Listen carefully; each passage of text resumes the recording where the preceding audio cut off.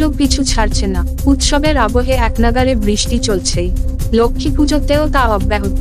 আকাশের মুখভার, কোথাও ভোর থেকে তুমুল বৃষ্টি, কোথাও বা একটানা ঝিরিঝিরি বৃষ্টি। পুজোর দিনেও যা ঘিরে ভোগান্তিতে আপামর রাজ্যবাসী। সকালে আরও শক্তি বাড়িয়ে কেরলের কাছে স্থলভাগে প্রবেশ করবে এটি। গভীর নিম্নচাপের জেরে চলতি সপ্তাহ জুড়েই কলকাতা সহ দক্ষিণবঙ্গের জেলায় জেলায় দুর্যোগপূর্ণ আবহাওয়া থাকবে। তবে কোথাও ভারী বৃষ্টিপাত হবে না। হাওয়া অফিস জানিয়েছে, দক্ষিণবঙ্গের জেলাগুলিতে বিক্ষিপ্তভাবে হালকা থেকে মাঝারি বৃষ্টি হতে পারে। কলকাতা সহ দক্ষিণের জেলাগুলিতে বজ্রবিদ্যুৎ সহ হালকা থেকে মাঝারি বৃষ্টির সম্ভাবনা রয়েছে। ২ পরগনা, ২ মেদিনীপুরের কোথাও কোথাও হালকা থেকে মাঝারি বৃষ্টি হতে পারে। আগামী সোমবার দক্ষিণ ২৪ পরগনা, পূর্ব মেদিনীপুরের কোথাও কোথাও বৃষ্টির সম্ভাবনা রয়েছে।